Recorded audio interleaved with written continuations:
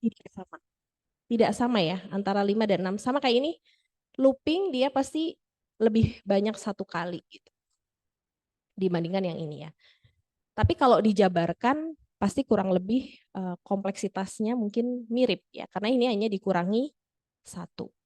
Nah yang terakhir ini hanya n-1 karena dia masih masuk di dalam looping ini. Nah kuncinya kalau kita mau menghitung time complexity, kita jumlahkan analisis kita per barisnya. Ya, per barisnya kita jumlahkan ya. Jadi per barisnya itu kita jumlahkan.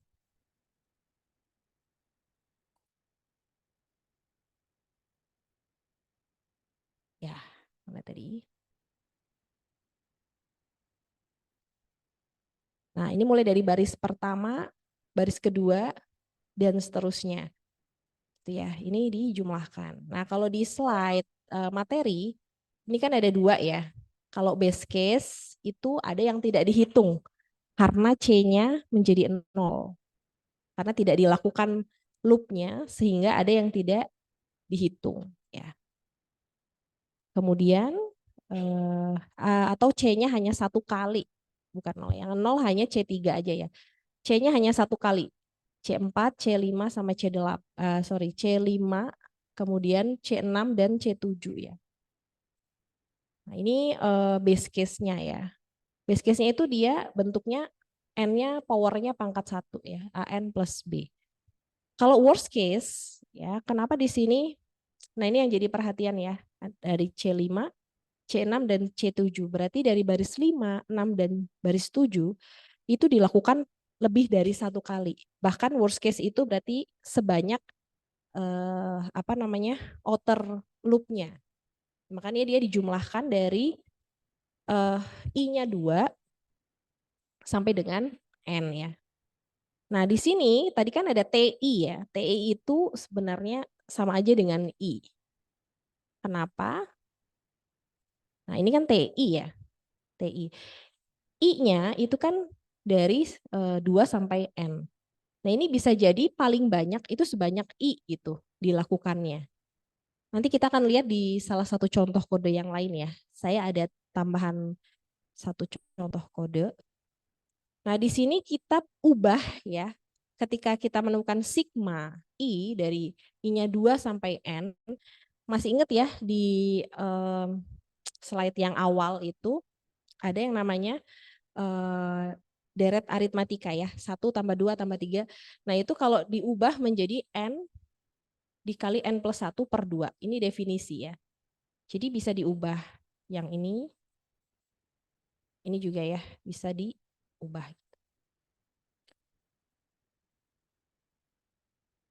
Nah kita kasih contoh lagi ya. Nah ini ada sebuah pseudocode juga, ini selection sort ya. Nah kita coba ya, kita generate baris pertama ya. Ini baris pertama, di situ ada for dari 1 sampai N minus 1 ya. Makanya di situ nanti kita akan bikin kemarin sebanyak 1 sampai N ya. Ini N. Yang di bawah, ini asumsinya indeksnya mulai dari 1 ya. Indeksnya mulai dari 1 ya, bukan dari 0 ya. Makanya kita dari 1 sampai N minus 1, kenapa di sini N? Karena dia pasti akan melakukan iterasi sampai sebanyak N. Kemudian ketika nilainya N, dia nggak masuk ke for-nya. Nah, kemudian yang baris kedua, dia tepat dilakukan sebanyak N minus 1 ya, tepat ya. For I 1 sampai dengan N minus 1, berarti pengisian variabel min dengan nilai I itu tepat N minus 1. Nah, kemudian yang ketiga. Yang ketiga di sini ada for lagi ya. For-nya itu mulai dari J-nya 1 sampai dengan J-nya I plus 1 sampai dengan N. Maka di sini ada sigma Kalau di sigma yang pertama itu for yang paling atas. Berarti I-nya dari 1 sampai dengan yang atas berapa? N-1. Nah, tinggal ini dalamnya apa nih? Gitu ya. Itu kan dari 1 plus I plus 1 sampai dengan N ya. I plus 1 sampai dengan N. Berarti di sini kita bisa tuliskan ya sigma N minus I. Gitu. Kita kan misalnya I-nya 1 ya. Berarti di sini berapa? I ya. I-nya 1, maka di sini mulai dari N. N-1 ya. Kemudian ketika I-nya 2, dia jadi N-2. Kenapa? Karena loopingnya, kita lihat ya, loopingnya itu yang kita hitung adalah jumlah loopingnya. Jumlah berapa kali ya dia melakukan iterasinya. Jadi ketika I-nya 1, pastikan iterasinya semakin banyak ya. Ketika I-nya semakin besar, maka dia cuma semakin sedikit. Misalnya I-nya 1, berarti dari 2 sampai N. Ya kan? Kalau I-nya 1, dia dari 2 sampai N. Makanya di sini kompleksitasnya N-1, karena dia mengulangnya dari 2 sampai N. Ketika I-nya 2, maka di sini dari 3 sampai N. Makanya jadi N-2. Kemudian dan seterusnya ya. Sampai dengan dia nilainya 1. 1 itu adalah N dikurangi N-1. Ya, jadinya N dikurangi N plus 1. Hasilnya 1. Itu ketika I-nya adalah N-1, maka hasilnya 1. Gitu. Jadi deretnya kita dapatkan N-1, N-2, dan seterusnya sampai dengan 1. Kita lihat aja ya banyaknya.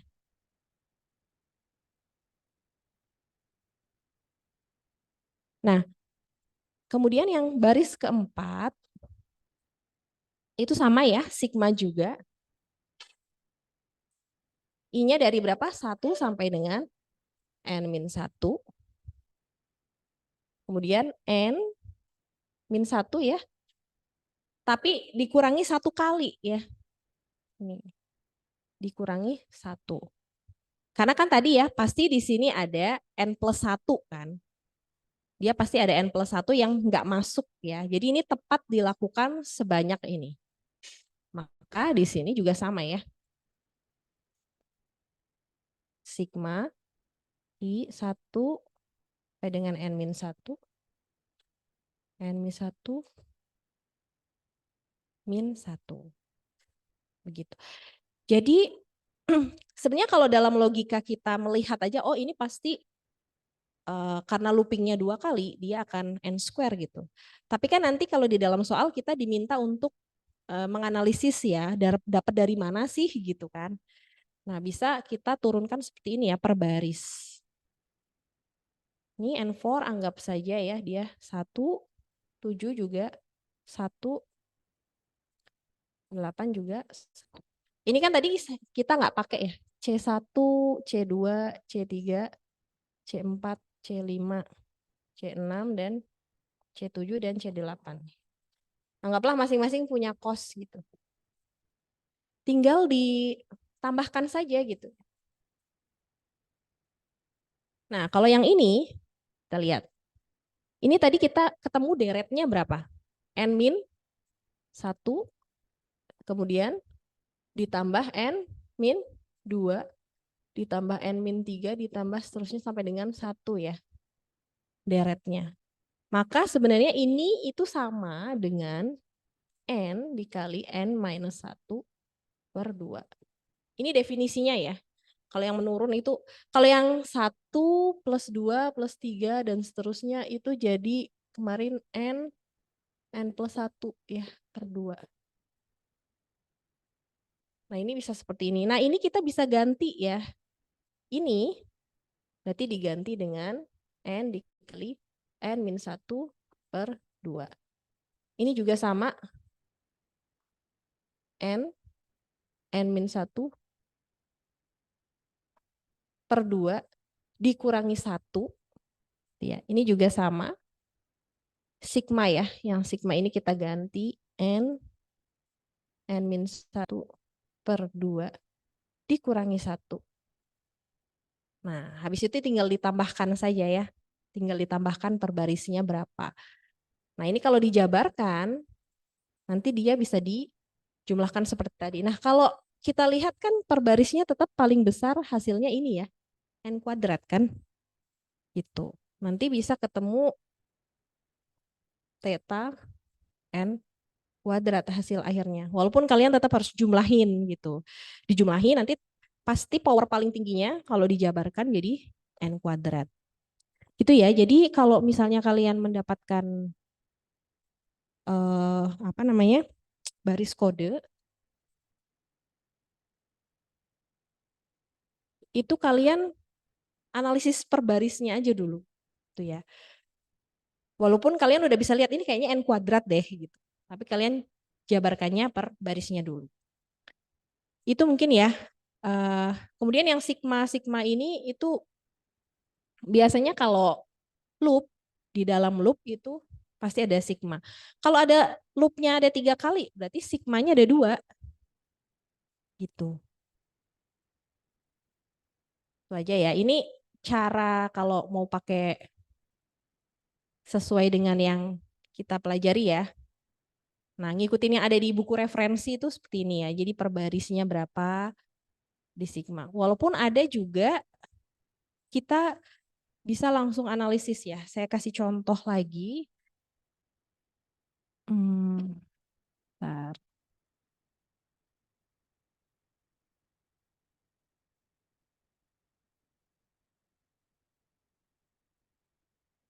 Nah, kayak gini ya.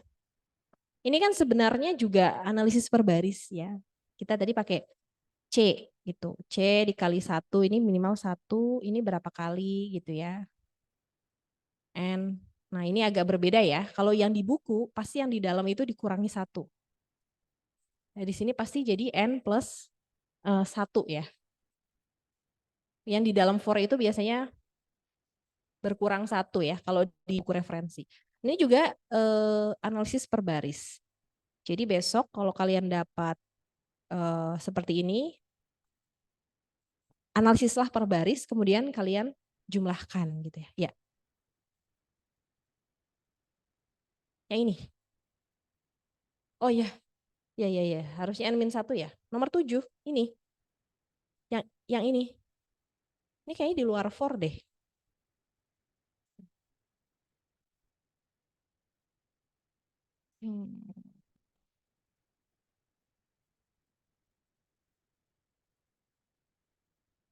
Oh iya, benar-benar. N-1. Masih di dalam for yang pertama ya. Terima kasih. Ya, betul. Ya, karena ini masih ada di dalam for yang pertama. Jadi ini dilakukan sebanyak N-1 ya. Sama dengan yang baris kedua ya. Oke. Sampai sini ya. Untuk time complexity analysis. Jadi usahakan kalian analisis tuh per barisnya. Kemudian nanti ditambahkan. Berikutnya kita masuk ke divide and conquer. Nah, untuk divide and conquer,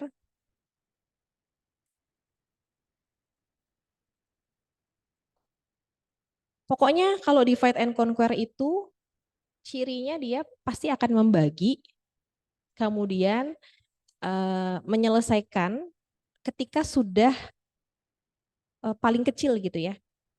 Ketika sudah dalam bentuk paling kecil, kemudian digabungkan solusinya. Nah, saya nggak tahu ya besok ketika UTS kalian itu dapat kasusnya apa. Tapi kemungkinan kalian diminta untuk menyelesaikan dengan teknik divide and conquer. Jadi ada bentuk umumnya. Pasti kalau di dalam pseudocode divide and conquer itu ada pertama, kalian harus menyelesaikan kasus basicnya, base case-nya. Kemudian ada bagian persoalannya. ada bagian divide-nya pasti.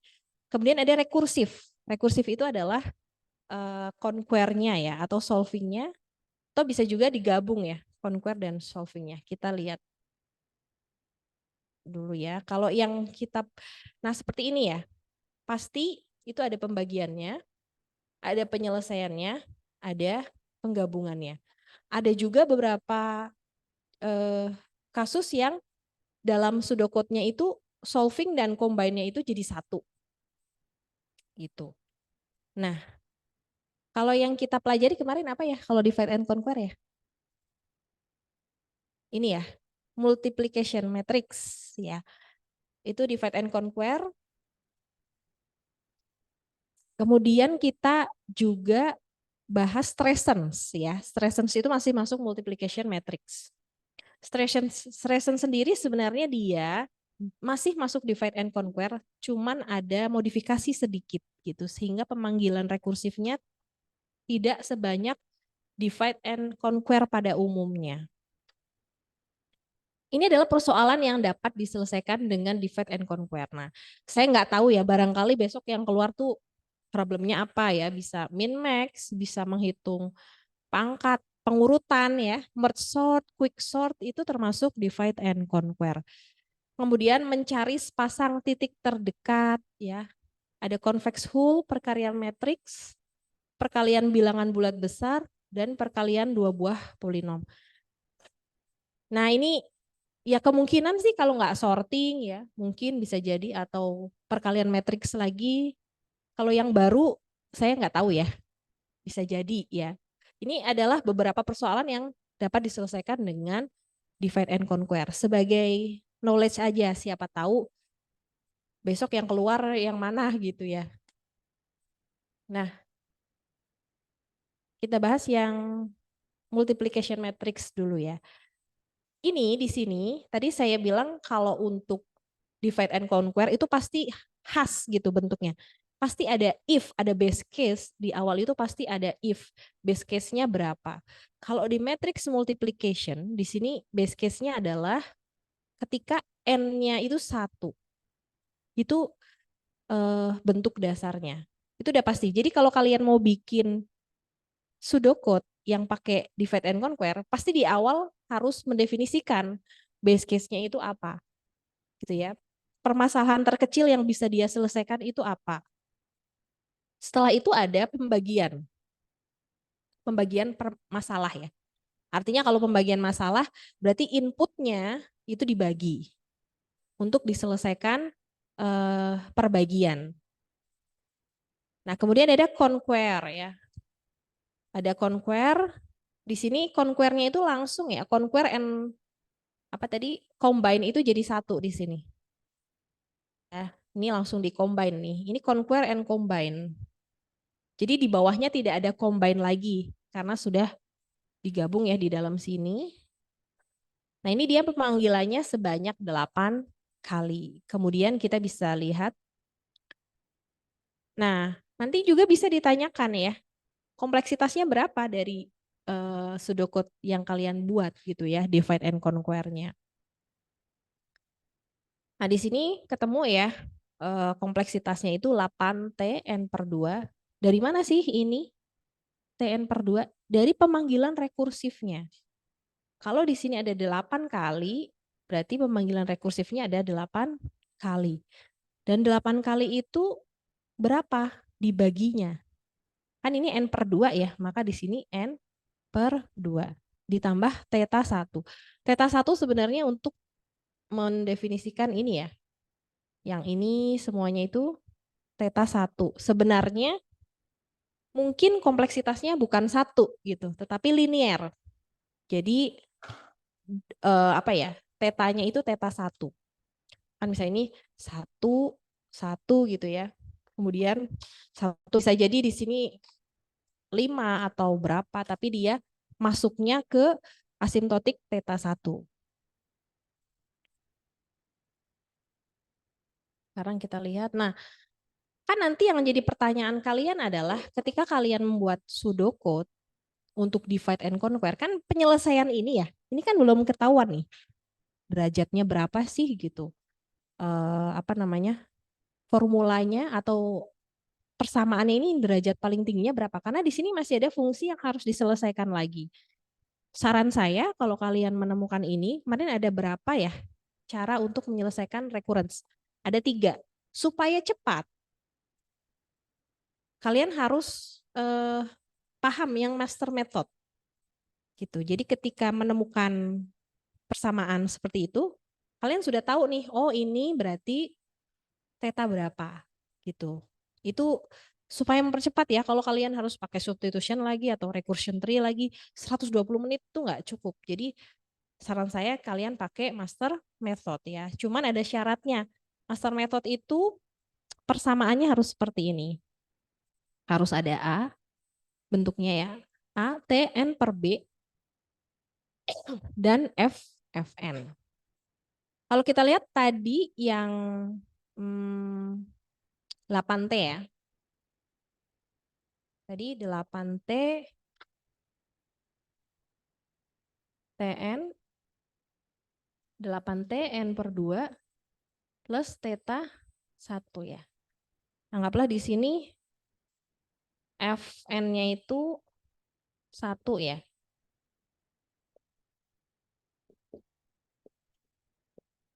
Berarti kalau 1 tuh N pangkat berapa? 1 ini angka N pangkat berapa? N pangkat 0 ya. Berarti Fn-nya N pangkat 0. Kemudian A-nya berapa? Kamu duduk situ aja dulu. A-nya 8. B-nya 2. Nah, di sini kita harus cari N log 2 ya. N log 8 base 2. Yang jadi base itu ini ya. Ini jadi base. Ini yang dicarinya. Ini berapa? Jadi N pangkat berapa? N pangkat 3. Nah, ini kan N pangkat 3 ke N pangkat 0 ya. Ini kan Fn-nya 0 tadi ya. Masuknya ke case berapa? Kan ada 3 ya. Case pertama, case kedua, case ketiga. Masih ingat? Kalau case pertama itu supaya ini ya, selisihnya bentuknya adalah N itu 3 dikurangi supaya jadi N pangkat 0 ya, supaya dibandingkan dengan Fn-nya. Jadi E-nya sama dengan 3 ya. Nah, kalau ketemu kayak gini, maka hasilnya theta N pangkat 3. Kalau ketemu kayak gini ya, theta N pangkat 3. Ini adalah masuk ke case pertama.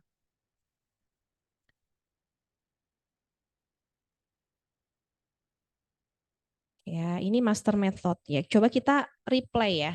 Saya buka slide yang master method dulu.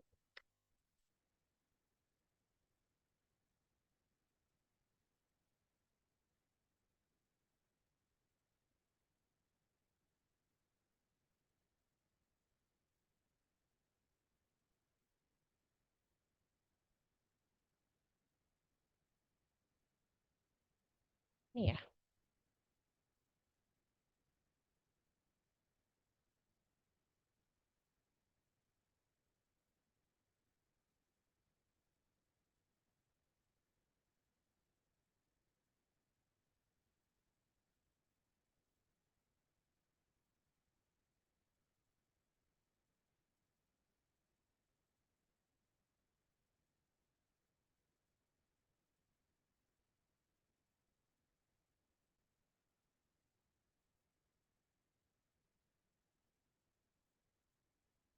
Ingat ya.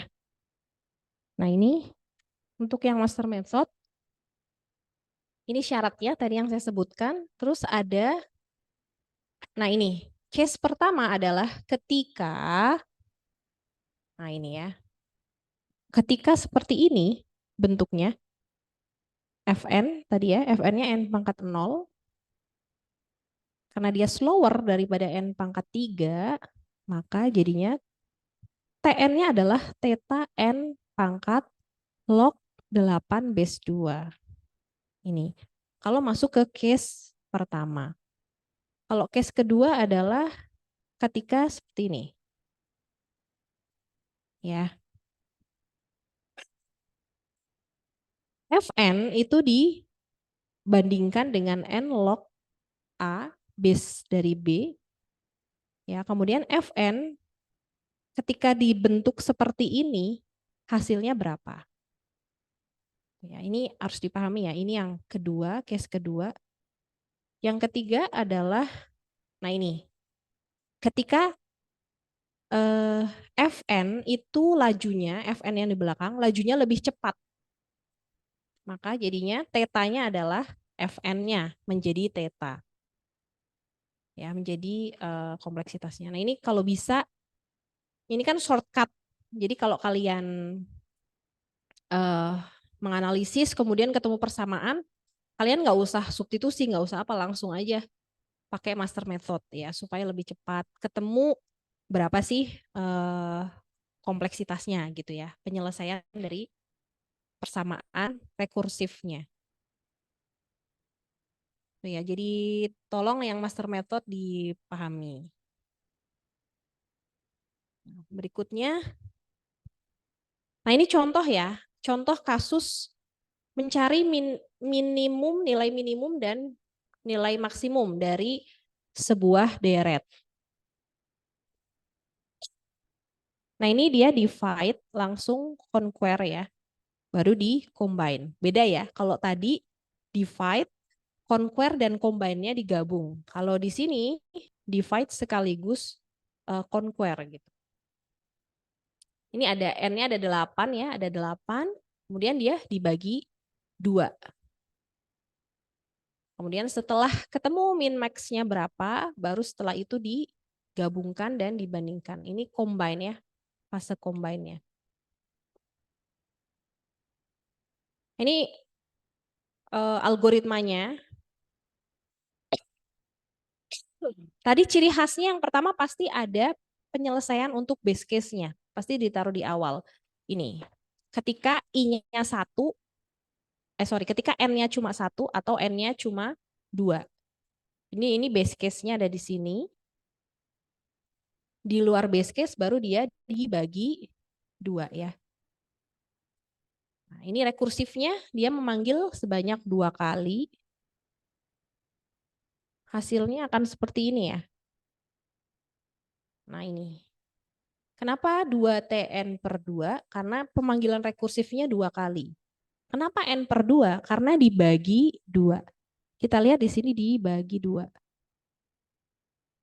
Ya, perlu diperhatikan di sini dibagi 2. Jadi kalau misalnya kalian melihat, ya bisa jadi nanti ada bentuk pseudocode, dia rekursif gitu.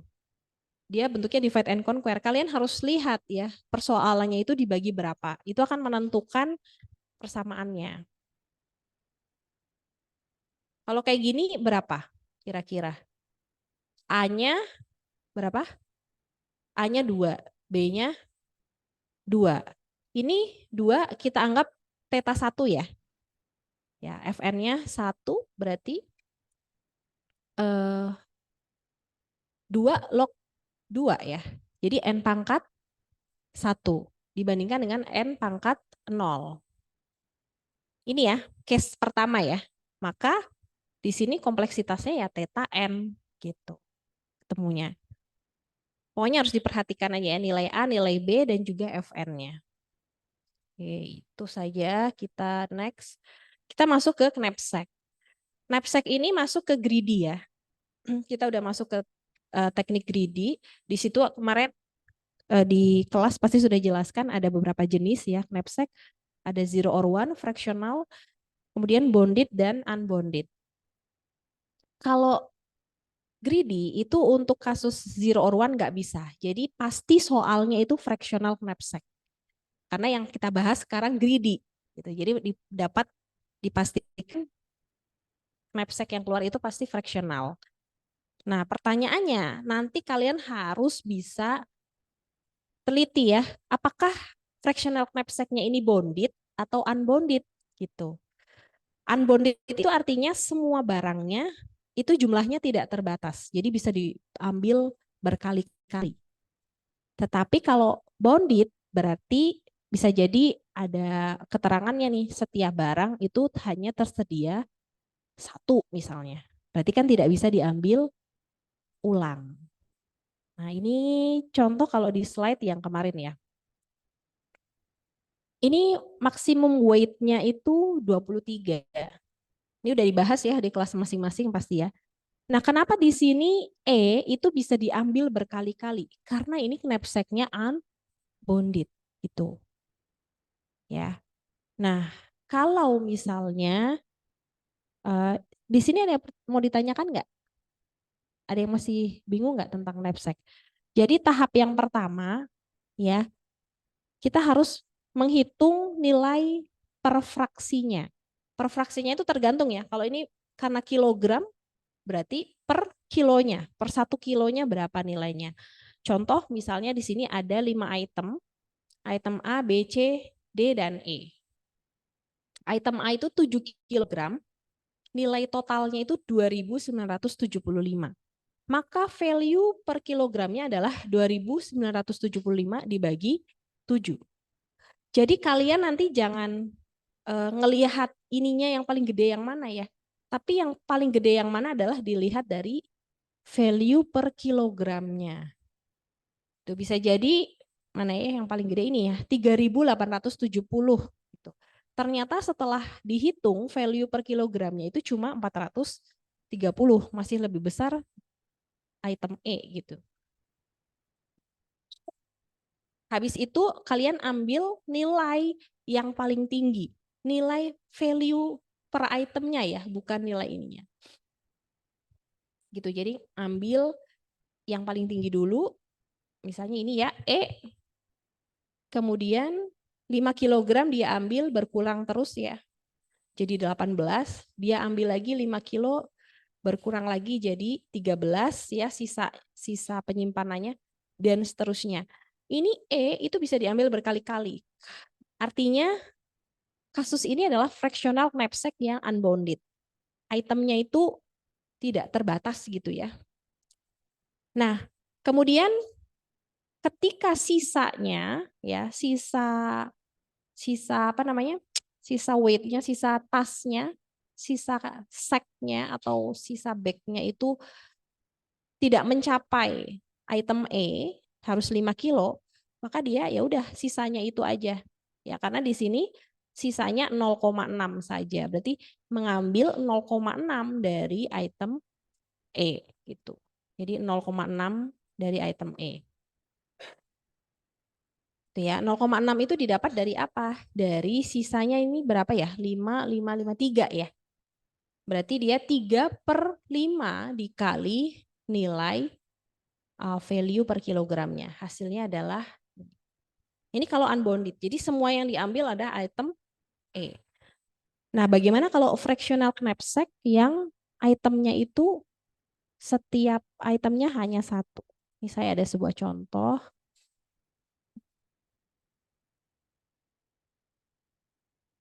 Find the optimal solution for knapsack problem where knapsack capacity is 28 ya. Jadi 28 weight-nya. Profit-nya itu ada 9, 5, 2, 7, 6, 16 dan 3, dan beratnya ya 2, 5, 6, 11, 1, 9, 1. Ini ada catatan amount of each item is only one. Jadi setiap item itu cuma ada satu. Maka kalau sudah diambil, udah habis gitu ya. Nggak bisa diambil lagi. Maka di sini langkahnya seperti apa? Sama. Yang pertama harus dilakukan ngapain dulu? Menghitung value per item. Caranya gimana value per item?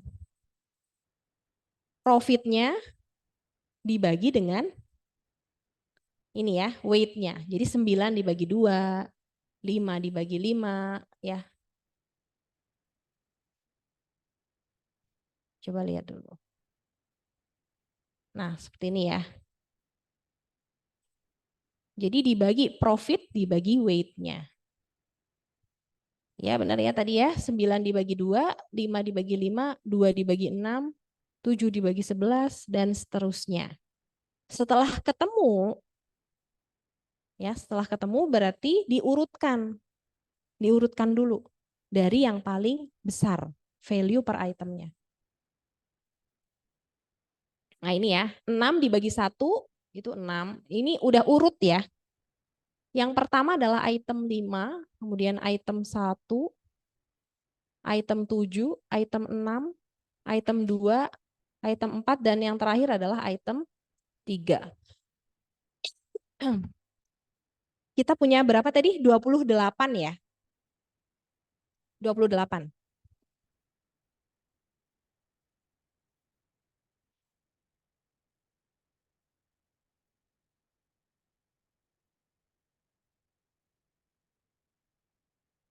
28 ya.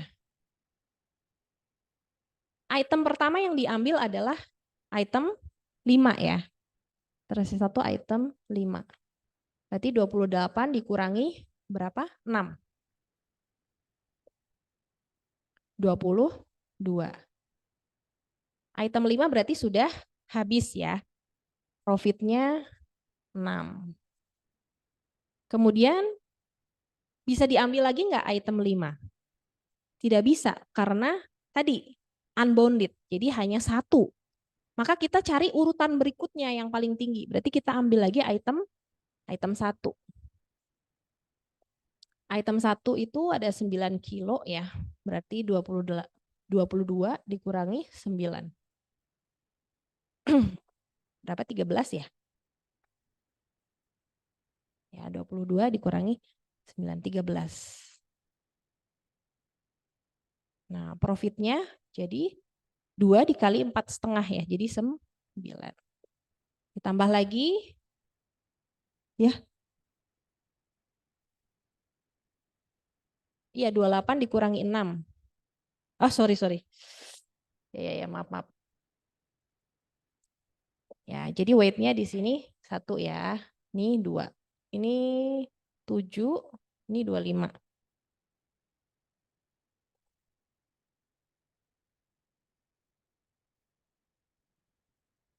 25 ya. Nah, berarti item berikutnya item 7 ya. Item 7 kita punya profitnya dia 3. Terus weight-nya ada 1. Berarti sisa 26. 25 dikurangi 1.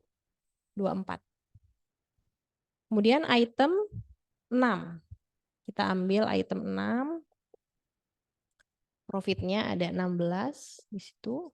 Kemudian weight-nya 9.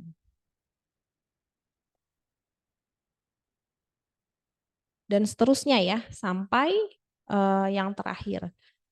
Jadi bedanya dengan yang tadi, ini satu item hanya bisa diambil satu kali. Nah, kita lihat yang terakhir hasilnya seperti ini ya. Item 5, item 1, item 7, item 6, item 2. Dan yang terakhir itu item 4 tidak diambil semuanya.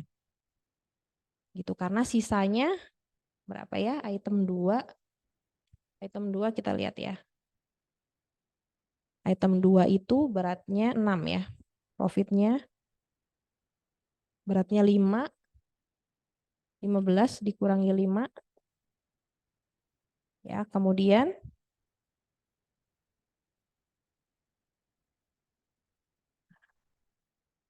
di sini 5. Nah, itu ketika masuk ke item keempat, ini kan 10 ya. Sisanya cuma 10. Dan ternyata item 4 itu 11. Makanya kita bisa ambil 10/11 dikali ini 0,64. Ini yang terakhir. Tuh, dia fractional.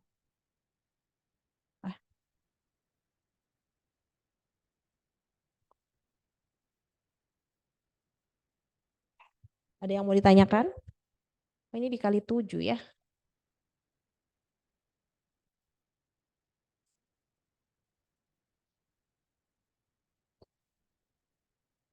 Oh, ini 10 dikali 0,64.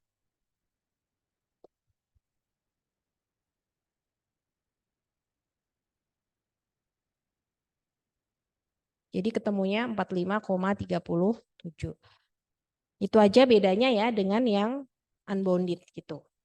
Jadi harus diperhatikan mungkin keterangan soalnya ya, apakah itemnya itu bounded atau unbounded. Yang berikutnya adalah randomize algorithm. Nah, ini saya cuma kasih 2 catatan aja sih ya untuk yang randomize algorithm. Ciri khasnya itu yang namanya randomize itu bisa dapat base case, bisa worst case. Tapi kalau kita kasih randomize, itu akan memunculkan average case. Makanya nanti yang digunakan adalah probabilistic analysis ya. Jadi nanti kalian memperkirakan kemungkinan gitu ya. Kemungkinan dari kemunculan sebuah item ketika dia di random. Kan macam-macam ya. Kalau kita kemarin bahas hiring problem. Bisa jadi searching, tapi random search. Misalnya kita mau mencari sesuatu, kita random dulu baru kita ambil. Nah, kemungkinan untuk ketemu ketemu barangnya itu langsung menjadi average case. Jadi bukan ketemu dia di awal dan ketemu di akhir. Karena sudah di random dulu, maka ketika kita mencari, itu kita langsung pakai analisisnya average case analysis gitu. Ya, jadi di sini nanti kalian pelajari saja ya yang ada di slide. Itu bagaimana cara membuat kemungkinan-kemungkinannya ya. Coba saya buka dulu ya. Yang hiring problem. Karena saya nggak tahu ya problem apa yang akan dimunculkan pada randomize algoritma ini. Intinya kalau randomize itu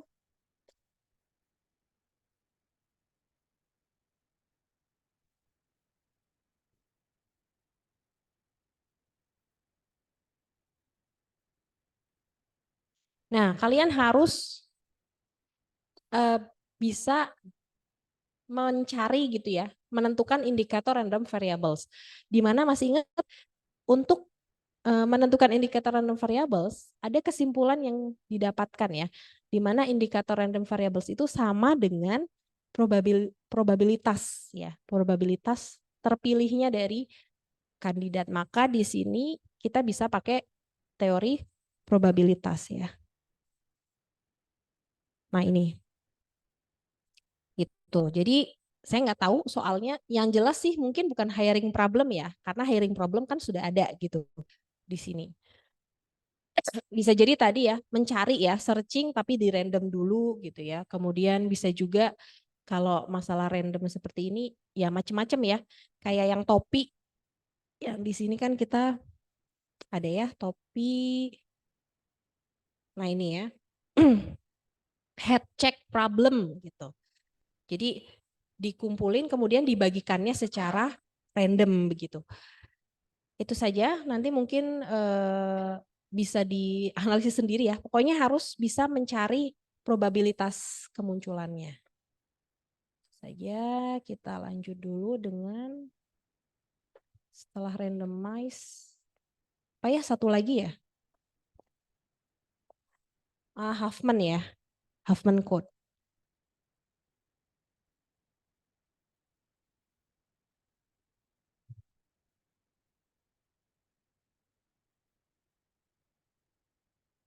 Nah ini masih ingat nggak cara membuat Huffman tree dan Huffman code? Ya, jadi yang pertama, nah ini ada sebuah, ini saya kasih latihan ya. Ada kata Bina spasi Nusantara. Nah, kalian diminta untuk membuat Huffman tree and Huffman code-nya. Jadi yang pertama harus dilakukan adalah menghitung apa? Frekuensi kemunculan dari karakternya. Ya, misal karakter B itu berapa dan seterusnya kemudian diurutkan berdasarkan kemunculannya. Oke, sampai sini bisa dipahami ya. Nah, yang perlu hati-hati adalah menghitung karakternya ya. Kadang-kadang terlewat satu karakter itu akan mempengaruhi apa namanya hasil akhirnya. Gitu.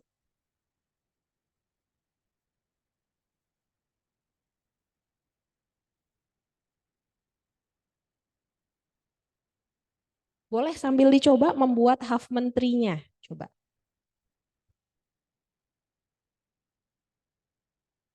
Bagaimana cara membuat half menteri? Menjumlahkan dua karakter yang memiliki frekuensi paling kecil. Ya, setiap dua karakter yang memiliki frekuensi terkecil, kemudian dia masuk lagi ke urutan. Contoh di sini berarti saya B.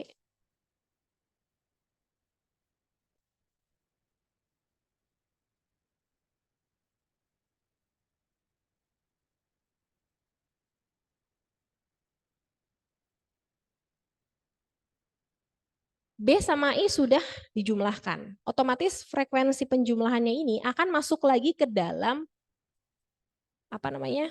Barisan ini ya, ke dalam urutan prioritas untuk dibuat. Dua ini akan diletakkan di sini. Nah, setelah R tapi sebelum N. Ya, jadi nanti kalau sudah buat seperti ini, dia masuk lagi gitu ya untuk dibuat.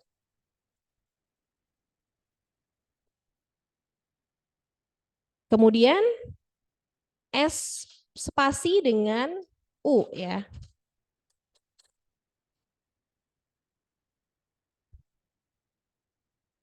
Ini juga dua. Dua tapi prioritasnya yang kedua.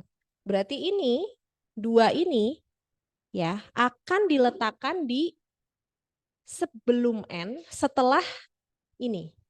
Ya. Sebelum N tapi setelah tadi penambahan yang pertama. Itu menentukan urutan ya. Urutan yang harus digabungkan dulu. Karena sama ya nilainya. Kemudian setelah itu huruf S dengan T. Ya, S dengan T.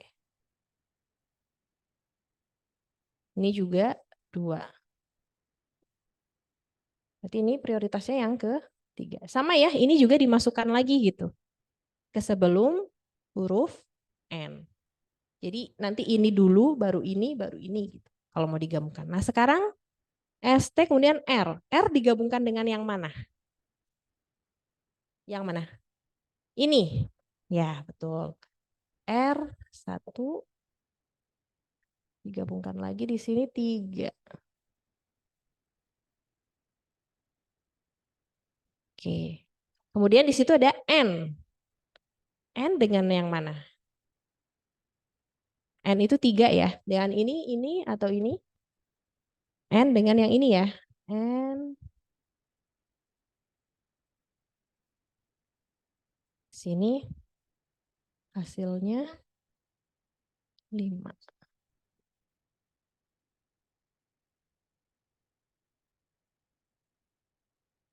Setelah itu yang terakhir adalah A. A dijumlahkan dengan ini ya. A.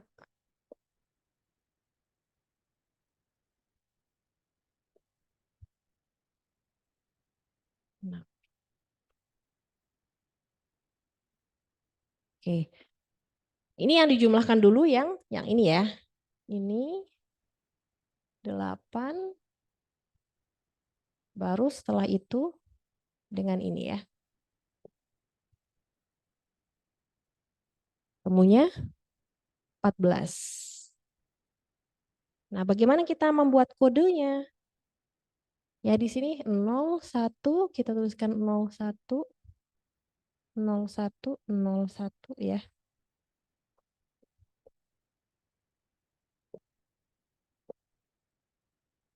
Nah, sekarang pertanyaan saya B. B berapa kodenya B?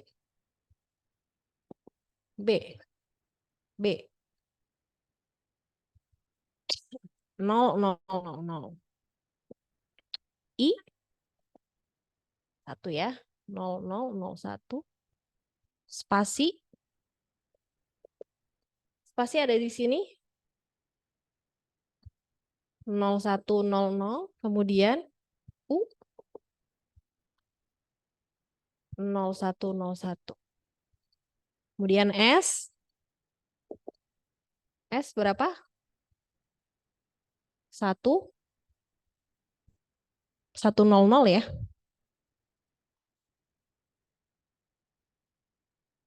Kemudian T 101, R 001, N 011. A berapa? 11. Nah, ini ya, ini adalah Huffman tree dan Huffman code dari Bina Nusantara, Bina Spasi Nusantara. Nanti kalian juga diminta menghitung berapa sih savingnya, gitu ya. Maka kita bisa hitung berapa di sini. 4 bit dikali dengan 1. Ada yang udah ketemu berapa jumlahnya? Ini 4 ditambah 4, karena cuma 1 ya. Ini semua cuma 1, sisanya baru yang N dan A ya. N dan A itu N3 9 ya. 9 ditambah dengan 8 ya. Tinggal tambah aja. 4, 16. Ditambah dengan 9, 25.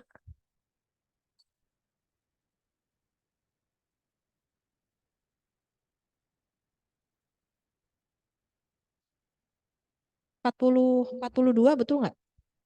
Coba dihitung.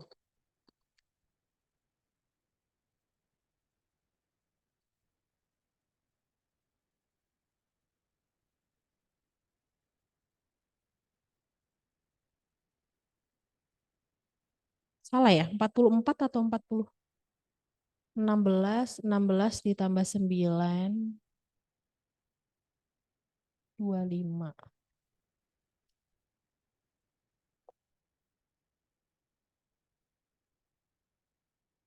Berapa jumlahnya?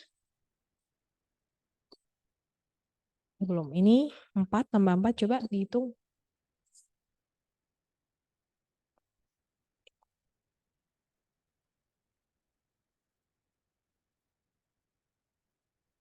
Dua ya.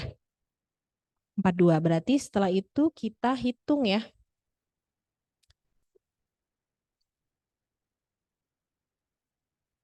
Setelah itu kita hitung 42 per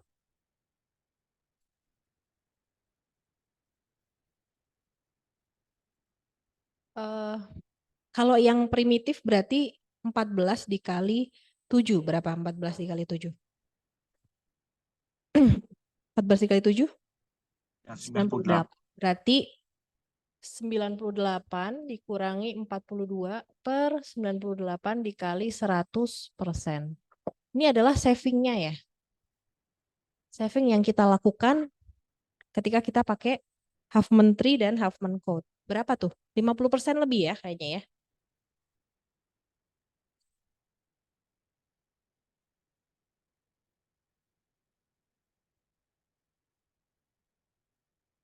Hah? 42. Ini B itu berapa? Ada berapa? 4 bit. Angkanya ada berapa? 1 berarti cuma 4 bit kan? Nah, ditambah I juga cuma 4 bit. Nah, baru di sini N ya. N itu 3, berarti 3 dikali 3 bit. Berarti kan 9. Kemudian di sini A itu kan 2 bit ya, dikali dengan frekuensinya. 8. Terus dijumlahin semuanya. Nah, dibandingkan dengan 98. 98 itu kita dapat dari apa? ASCII. Kalau karakter, satu karakter di ASCII itu kan 7 bit. Makanya 14 karakter dikali 7. Nah, kita bandingkan dengan yang itu. Itu adalah percentage savingnya itu berapa. Gitu. Bener ya 42 ya? Atau ada salah jumlahin? 42 bit.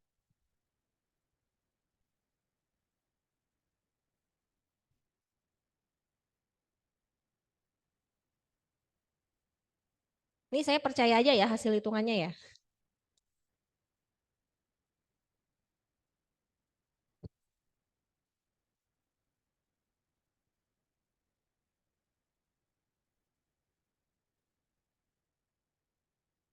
Nah ini, ya jadi kita bandingkan nanti itu biasanya ditanyakan juga ya savingnya berapa.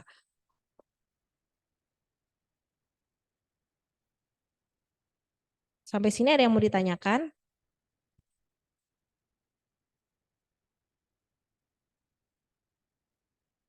Pokoknya mahasiswa itu yang sering salah adalah menghitung frekuensi. Kalau ini kan gampang, cuma Bina Spasi Nusantara. Kalau dikasih lebih panjang lagi, entah selisih satu gitu ya, selisih, pokoknya ada aja gitu yang jumlahnya itu nggak sesuai. Nah itu mesti teliti ya, karena nanti berefek pada hasil akhirnya juga. Gitu. Ya itu saja sih materi kita hari ini.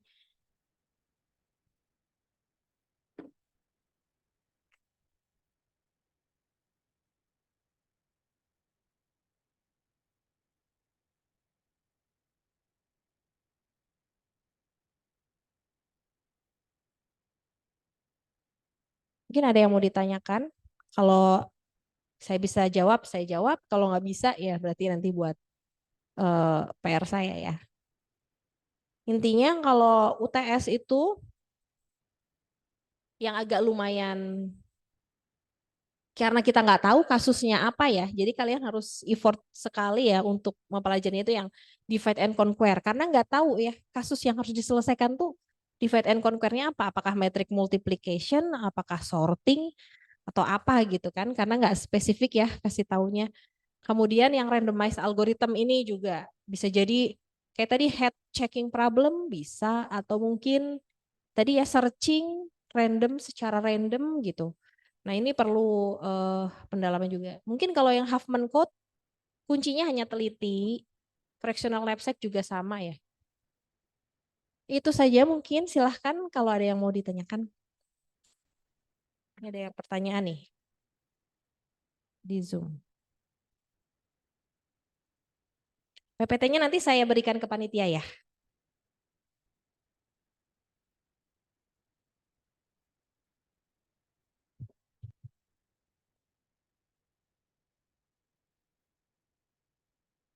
Ada yang mau ditanyakan mungkin? Ya,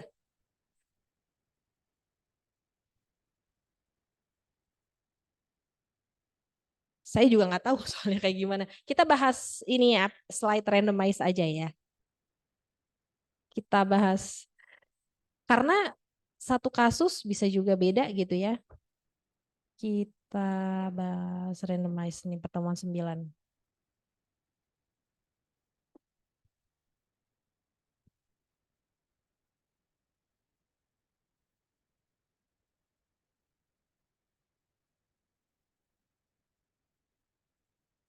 Ini kan udah paham ya, apa namanya, permasalahannya ya. Kita harus wawancara satu orang, satu hari satu, supaya menghindari ada worst case. Makanya kita random kandidatnya, supaya menghasilkan cost rata-rata, supaya costnya tidak maksimum. Contoh searching ya. Kalau searching, kalau yang kita cari bisa ada di awal dan di akhir ya. Benar nggak?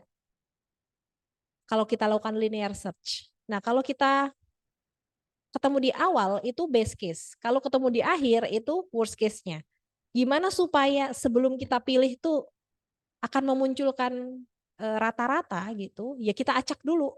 Baru kita lakukan searching. Itu supaya memastikan ketemunya itu selalu di tengah gitu. Ya, nangkap ya. Sama ya di hiring problem juga gitu. Jadi dia harus di acak pakai randomized problem supaya apa? Supaya dia kompleksitasnya itu di kasus rata-rata. Nah ini ya. Nah ketika kita melakukan randomize itu kan pasti muncul kemungkinan-kemungkinan, benar nggak?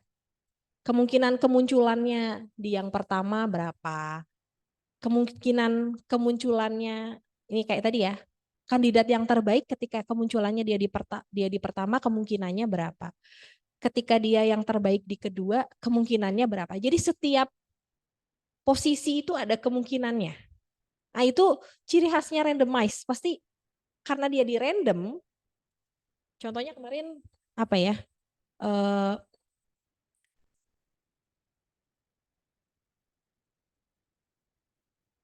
Nah ini ada pertanyaan ya.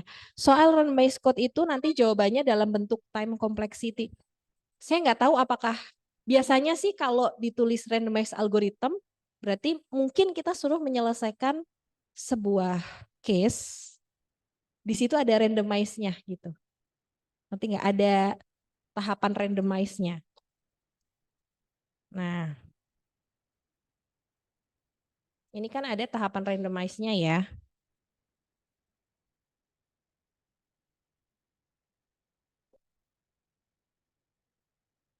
Nah, ada tahapan randomize-nya. Entah itu mau searching, entah itu mau apa ya, apa aja lah gitu. Pasti ada randomize-nya. Nah, nanti soalnya kemungkinan ya, ini hanya prediksi saya. Kemungkinan ya kalian buat eh, algoritmanya, kemudian kalian analisis kompleksitasnya berapa. Nah, kalau randomized algorithm ini kompleksitasnya itu terkait erat dengan yang namanya analisis probabilitas gitu. Jadi sama kayak yang ini ya.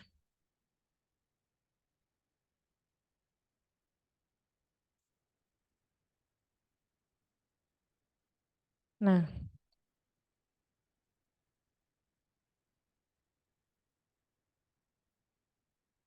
kita harus bisa mengidentifikasi ini gitu ya.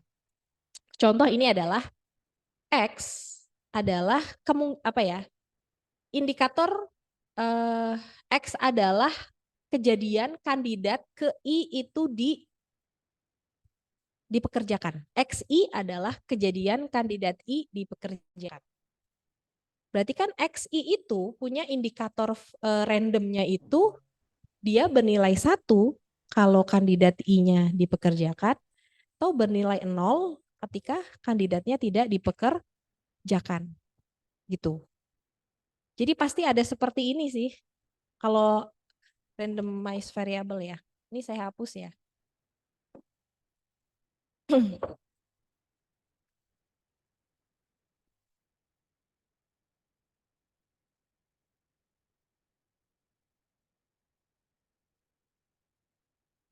Anggaplah kita punya kandidat 5 orang ya. N-nya 5. Yang paling bagus itu dari 1 ya. Yang paling bagus itu 1. Si 1 ini ya, si kandidat 1 ini yang paling bagus. Nah, tapi si 1 ini kan bisa posisinya bisa di mana aja ya. Benar nggak? Karena dia 5, maka si 1 ini bisa 1, 2, 3, 4, 5. Atau dia bisa di manapun ya. 2, 1, 3 gitu ya. Dan seterusnya. Nah, ini itu akan memunculkan ketika XI itu adalah ketika I kandidat is higher. Nah, tetapi si 1 ini kan bisa dipekerjakannya itu bisa dia di pertama kali, bisa di keberapa kali dan lain sebagainya gitu ya. Maka setiap I ya meskipun yang paling bagus itu kandidat 1, setiap kandidat kan masih mungkin ada dipekerjakan selama 1 ini belum ketemu. Makanya dia ada XI ketika kandidat I is higher. Tunggu dulu ya. Nah, kita punya nilainya 1 ketika higher, 0 ketika not higher. Maka setiap apa namanya ya? setiap kandidat mungkin nggak dipekerjakan? Ada kemungkinan dipekerjakan nggak? Iya kan? Meskipun kandidat yang terbaik itu kandidat satu, tapi karena random, kan ada kemungkinan setiap kandidat itu dipekerjakan. Maka di sini setiap kandidat itu mungkin punya apa namanya? Mungkin punya kesempatan untuk dipekerjakan. Ketika I-nya 1, dia mungkin dipekerjakan. Ketika I-nya 2, berarti X1 plus X2. Karena ada 2 orang. Ketika X-nya 3, berarti X1, X2, X3. Nah ini kan si 1 ini kan nggak tahu ada di mana. Gitu loh maksudnya ya. Jadi ketika X-nya 1, maka dia hanya ini aja kemungkinannya. Ketika X-nya 2, berarti X1 dan X2. Begitu seterusnya. Besok kalau ketemu randomize kayak gini, ya minimal kalian bisa mengidentifikasi gitu. Pasti akan ada sequence-nya. Nggak mungkin kalau yang namanya randomize pasti soalnya ada sequence. Sequence entah sequence angka atau sequence pasti ada sekumpulan yang memang akan diambil kemungkinan-kemungkinannya. Nah kalian nanti buat aja indikator variabelnya dan ini nilainya sama dengan apa? Probabilitasnya. Pasnya gitu. Nah ini kalau kita lihat di berikutnya kan muncul ya, dia ada sigma ya. Sigma dari kemungkinannya. Ini kalau kemarin di kelas saya jabarkan ya, ini saya jabarkan sebenarnya. Pakai logis aja, misalnya N1, N-nya 1. Berarti kan dia 1/1 ya. Kemungkinan dipekerjakannya kan 1/1 pasti, ketika N-nya 1. Ketika N-nya 2, nah kita mungkin bisa 2, 1, bisa 1, 2. Ya, urutannya ya. Bisa seperti ini. Kemungkinan dipekerjakannya ada berapa gitu. Dia yang dipekerjakan di kedua. Berarti ini ya. Ini berarti si yang nomor 1 atau si yang lebih baik itu dipekerjakan di nomor 2 itu kemungkinannya 1. 1/2. Kemudian ketika N-nya 3, ketika kandidatnya ada 3 ya. Berarti kandidatnya ada 3, kemudian dia dipekerjakan ketika N-nya itu 3 atau di urutan ketiga.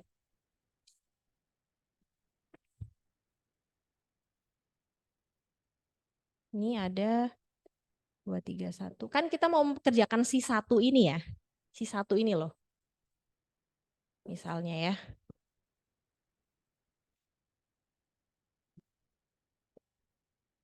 Terus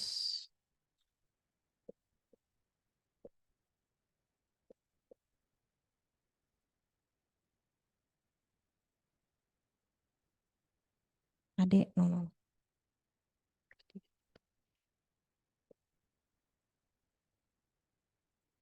Jadi ada 6 permutasi, ada 6. Jadi kita pakainya permutasi ya. Permutasi itu adalah urutan ketemu apa 3 ini berapa kombinasi yang urutannya itu berpengaruh ya. Jadi di sini ada 6. Kemungkinan dia dikerjakan di yang ketiga, maksudnya ketika hari ketiga gitu ya. Itu kan yang nomor 1 ada berapa kemungkinannya? 1, 2. Ada 2 kemungkinan. Dia dipekerjakan di hari ketiga gitu ya. Atau ketika N-nya udah ada 3. Maka dia kemungkinannya 3/6. 3/6 ini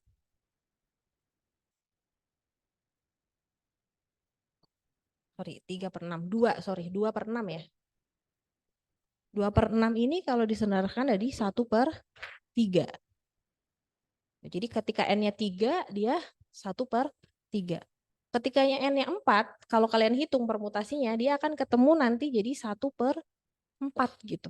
Makanya di sini kemungkinannya X1 plus X2 plus X3 plus X4 dan seterusnya, itu ketemunya adalah sigma I dari 1 sampai N, 1/I. Benar ya? 1/1, 1/2. Tergantung I-nya itu I yang keberapa ya? N yang keberapa? Dia jadi begini. Jadi si satu ini akan ada di mana gitu loh kemungkinannya. Jadi seperti ini. Jadi 1, 1/2, 1/3, dan seterusnya. Jadi sigma I sama dengan 1 sampai N, 1/I. Jadi ini lihat konteks soalnya sih. Gitu. Jadi memang harus pakai, kita bisa memahami soal gitu. Sama kayak misalnya searching ya. Kalau searching dia eh, kita pakai random, kemungkinan ketemu di yang pertama itu berapa? 1/1 misalnya. Kemudian 1/2 dan seterusnya gitu. Pasti ada peluang-peluang ditemukannya. Itu aja sih mungkin perlu dicari-cari ya di internet. Apa sih masalah-masalah random algorithm gitu yang bisa dijadikan soal gitu ya. Karena bisa jadi kemungkinannya juga beda. Itu saja. Ini ada pertanyaan lagi. Oh udah ya, udah dijawab ya. Ya jadi untuk soal bentuknya kayak apa saya nggak tahu ya.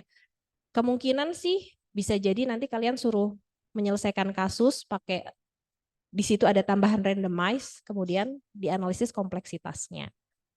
Kemungkinan ya, tapi saya nggak bisa memastikan sih. Itu saja dari saya. Ada lagi yang mau ditanyakan? Kalau tidak ada, mungkin saya kembalikan lagi ke MC ya. Silahkan.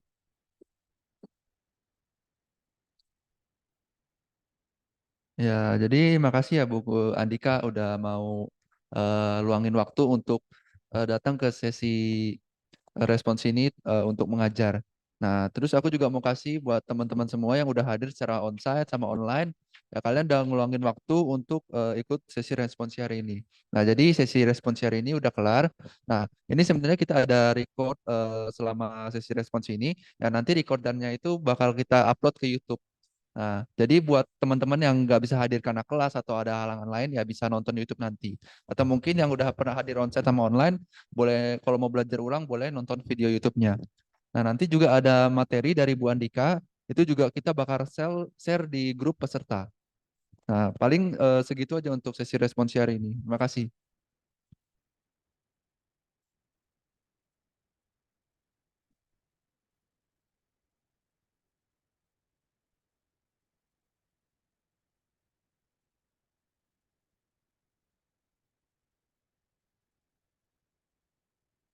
Makasih Kak.